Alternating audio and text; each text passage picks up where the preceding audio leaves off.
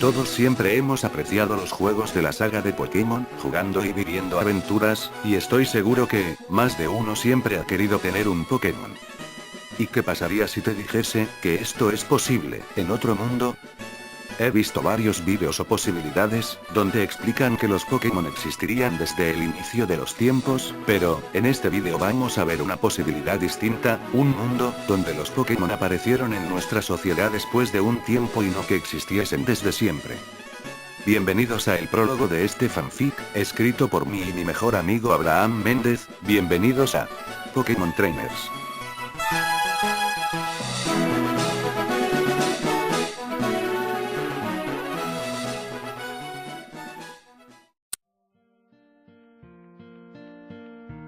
Realmente, esta historia no es tan bonita como cualquiera podría pensar.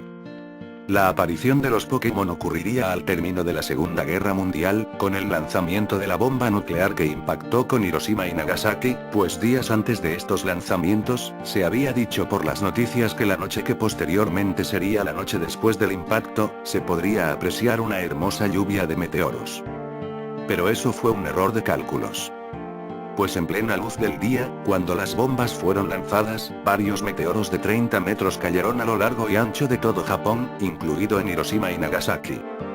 La devastación causada por ambas explosiones fue tal, que creó un gran terremoto en el país del sol naciente, hubieron millones de muertes ese día, Japón vio su población reducida de gran manera y quedó al borde de la extinción, pero tal y como en una película de terror, a los 3 meses se empezó a hablar de una enfermedad muy vista en Japón y en parte del resto del continente asiático. La enfermedad era muy parecida a una gripe, con fiebre baja y eso, se podía mantener con antibióticos, pero cuando parecía que se iba, regresaba más fuerte con mareos, falta de visión y audición, fiebre alta, y entre otros síntomas hasta terminar en la muerte, e incluso, los animales también sufrieron esta extraña enfermedad. No puedo creer lo que está pasando. Parece algo sacado del mismísimo infierno, dijo el presidente de Japón antes de morir por culpa de la enfermedad. Mucho más tarde, la ONU reunió a los mejores científicos del mundo para investigar esta enfermedad, descubriendo al final que se trataba de una bacteria extraterrestre que infectaba a sus víctimas. A la bacteria se le llamó Monsterus. Afortunadamente, cuando se descubrieron todas las características del virus no tomó mucho tiempo en crearse una vacuna, y ya en 1947, la vacuna fue dada a todo el mundo, pues ya para este punto la enfermedad estaba a lo largo y ancho de todo el mundo y había ocasionado que el 25% de la población mundial sucumbiese. Esta primera vacuna fue un gran error, pues los infectados que fueron vacunados, incluidos los animales que fueron rociados por aviones con la vacuna, mutaron y se convirtieron en grandes y poderosos monstruos, con capacidades increíbles. Las transformaciones se empezaron a ver en 1950. A pesar de eso, dio inmunidad momentánea al resto de personas que aún no estaban infectadas, y durante el corto lapso de tiempo de inmunidad, los científicos crearon una nueva vacuna, que esta vez sí funcionó y eliminó la bacteria de los que aún no habían mutado, pero el daño hecho al resto de seres vivos era irreparable. Pues ahora eran monstruos, solo eso, y la humanidad quedó reducida nada más al 40%. Ahora, ¿qué podrán hacer?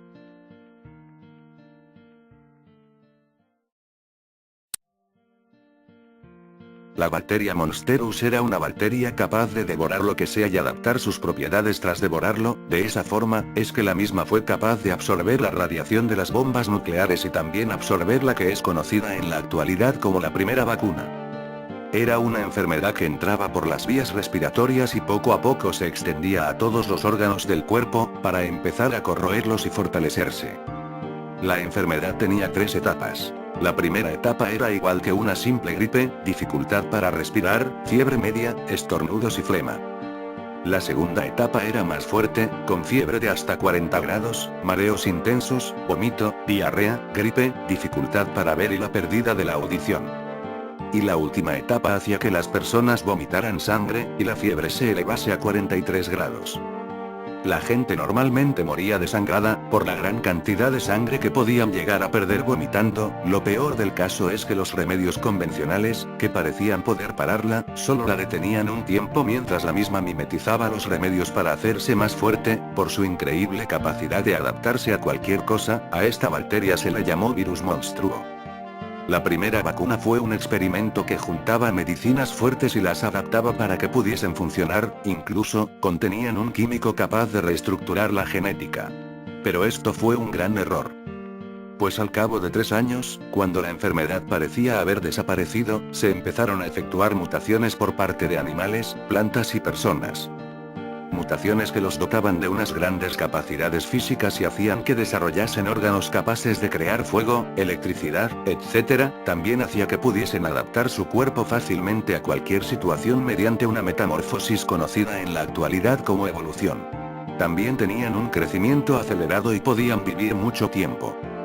Porque la misma bacteria usó ese elemento de la estructura genética a su antojo y logró controlar todo el cuerpo sin problemas.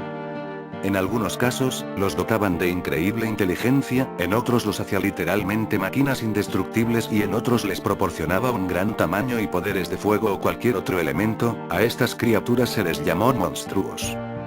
Pero una segunda vacuna estuvo lista para 1953, que logró eliminar el Monsterus, pero las personas, animales y plantas mutadas, no podían volver a ser normales.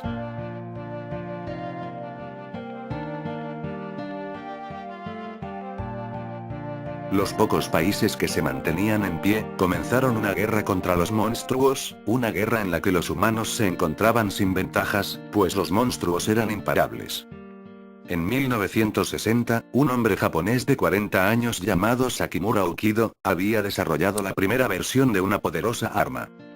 La Capsule Monster, una máquina en forma de esfera de un tamaño similar al de una pelota de fútbol que podía alterar el material genético de los monstruos y encerrarlos en las cápsulas. Pero la máquina era poco práctica, ya que la misma necesitaba un enorme reactor para cargarla y que pudiese funcionar, ligado con un camión que pudiese lanzarla. La máquina también sufría un error de diseño, pues la misma al encoger a los monstruos los mataba. La ONU se interesó en el aparato y financió el proyecto de Sakimura para hacer que los monstruos pudiesen sobrevivir tras ser encogidos, para usarlos en un futuro, y 2 años después el proyecto había sido completado con éxito y fue rebautizado como Monster Ball.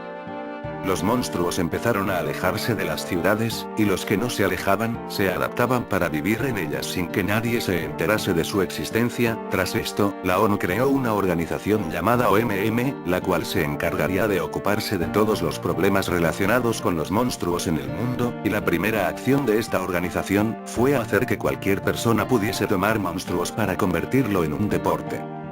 Si bien al principio esta iniciativa no fue tomada de la mejor manera, se utilizaron varios medios para convencer a la gente, como la creación de la Monster Dex en 1970 llamado Yukinari Ukido. El mismo aparato proporcionaba información de los monstruos a sus usuarios para saber cómo evitarlos y derrotarlos. También crearon la organización Monster Rangers, la cual se ocuparía de mantener la paz en el mundo. Y finalmente se darían discursos de que el deporte se crearía con el fin de evitar más guerras y frenar los instintos animales de las personas. Y finalmente en 1975, la OMM cambió su nombre a OME, y bautizó al deporte como Pocket Monsters. Creó una institución conformada por 13 jefes en cada país del mundo llamada la Liga Pokémon, que crearía las reglas del deporte y se encargaría de administrar el mismo mediante instituciones en varios estados de los países del mundo. Pero bueno, creo que en este momento, ya todo el mundo debe saber cómo funciona la Liga Pocket Monsters. Aún hoy en día hay gente que rechaza a los monstruos y a los entrenadores y los ven como escoria. La iglesia, PETA y los ancianos, pero, aún con todo eso, la sociedad se mantiene en pie y logra funcionar. Con el pasar del tiempo, se hallaron diferentes métodos para mejorar las Monster Ball, la Pokédex, la institución de los Rangers y demás. Pero bueno, ya basta de la clase de historia. Este es el fin del prólogo de esta nueva serie fanfic llamada Pokémon Trainers. Lo último para acotar es que esta serie narrará diferentes historias en todo el mundo, de entrenadores Pokémon, empezando por adaptar la historia de Abraham y yo a este grandioso mundo. Espero que les haya gustado y los esperamos en la siguiente parte. Hasta la próxima.